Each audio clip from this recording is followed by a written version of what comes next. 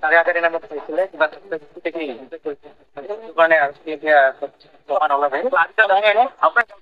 নহয় নাই নাই মই লেখা এইটোতো মোবাইলটো ছাছপেক্টটো দেখছো মই নাই নাই এইটোতো অপশ্যনত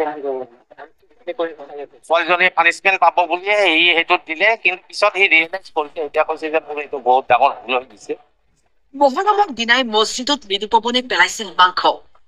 মাংস পেলোৱা পলিথিনত চিনাকি যুৱতীৰ নাম উপস্থিত হৈছিল। বৰপেটাৰ যুৱকে কৰিছিল এই কাণ্ড। পাঞ্জাবাৰীৰ মছজিদত বিশেষ মাংস পেলোৱা এই সমগ্ৰ ঘটনা এতিয়া ৰহস্য ফাদিল হৈছে। প্ৰেম প্ৰত্যাখ্যানৰ বাবেই এই ঘটনা সংঘটিত হ'ল। যুৱতীক প্ৰথমে দিছিল প্ৰেমৰ প্ৰস্তাৱ আৰু সেই প্ৰস্তাৱ মানি নোলোৱাৰ বাবে মৃদুপৱন পাঠক নামৰ এগৰাকী যুৱকে পাঞ্জাবাৰীৰ সেই মছজিদত পেলাই থৈ গৈছিল সেই বিশেষ মাংস আৰু কাগজত লিখি থৈ গৈছিল যুৱতীগৰাকীৰ নাম আৰু নম্বৰ। মছজিদত গাহৰি মাংস পেলোৱা মৃদুপৱনক জেৰা চলাইছে আৰক্ষীয়ে। বৰপেটা চহৰৰ ৱাৰ্ড নম্বৰ ৩ত ঘৰ মৃদুপৱনৰ, থাকে গুৱাহাটীত। যুৱকজনৰ ভয়ংকৰ স্বীকাৰোক্তি। চিচিটিভি ফুটেজত ওলোৱা মানুহজন মই হয়, কিন্তু টোপোলা পেলোৱাজন মই হয় নে নহয় প্ৰমাণ কৰিব আৰক্ষীয়ে।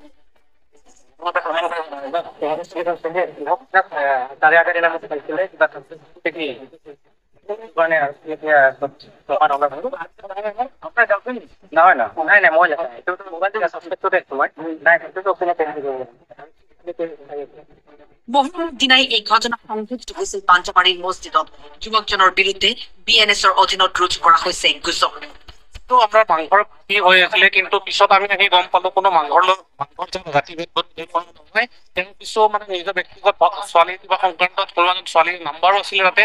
সেই নাম্বাৰটো লৈ তেওঁলোকে কি কৰি এতিয়া পুলিচ প্ৰশাসনে গম পাইছে ছোৱালীজনৰ সম্পৰ্কৰ লৈ কিবা এটা ভেদাভেদ হৈছে। তোমাৰ সম্পৰ্কে কিবা ভেদাভেদ হোৱা বুলি আমি গম পাইছো, কিন্তু কোনো ধৰ্মীয় ভেদাভেদ নাই তেওঁলোকে সেইটো কৰা নাছিল। কিবা এটা মনৰ আশেষত কৰিছিল, কিন্তু আমাৰো সেনেকুৱা কোনো ভেদাভেদ নাই। এই ল'ৰাটোৱে ছোৱালীজনীৰ কাৰণে কৰিছে, ভাবিছে যে মানে কি ৰাইজে মানে কি তাক ছোৱালীজনীক এটা বেয়া পৰিস্থিতিত লৈ যাওক বা ছোৱালীজনী পানিছমেণ্ট ছোৱালীজনী বদনাম হওক মানে তেতিয়া প্ৰকাশত আহিব সেইটো হিচাপতে কৰিছিলে চাগে। কিন্তু পিছত সি ৰিয়েলাইজ কৰিছে এতিয়া কৈছে যে মোৰ এইটো বহুত ডাঙৰ ভুল হৈ গৈছে।